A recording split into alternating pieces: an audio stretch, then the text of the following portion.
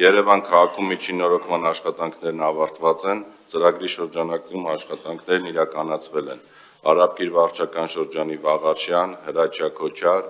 Գյուլբենկյան փողոցներում, Նոր վարչական շրջանի Գայի պողոտայում, Գայի պողոտա Միասնիկյան պողոտա տրանսպորտային հանգույցի էջքերում,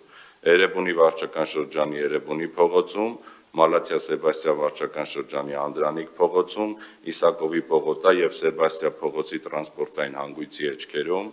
Դավթաշեն վարչական շրջանի Սասնա Ծռեր փողոցի եւ Եղվարդի խճուղու տրանսպորտային հանգույցի էջքերում,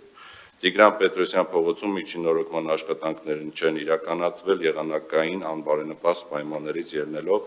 ուստի կներառվեն 2026 թվականի միջինորոգման ծրագրում,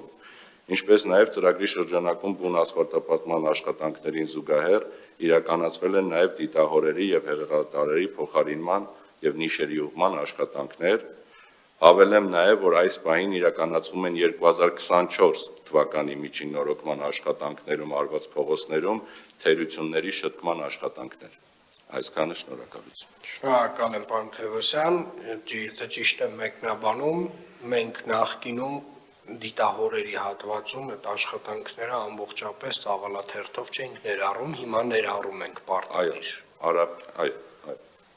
Արաբկիր վարչական շրջանի նշված փողոցներում արդեն իսկ ներառել ենք, մնացածը եղել են թերությունների ակտով, փորձնական ներառել ենք եւ բոլոր դիտահորերի նիշերը ուղղել ենք։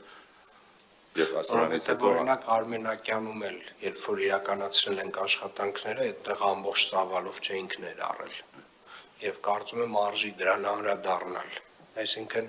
նվազագույն այն փողոցներում, որտեղ որ արդեն իսկ արել ենք 23-24 թվականների միջինորոգման աշխատանքներ, այդ առանձին երևի թե դիտահորերի հարցին անդրադառնալ։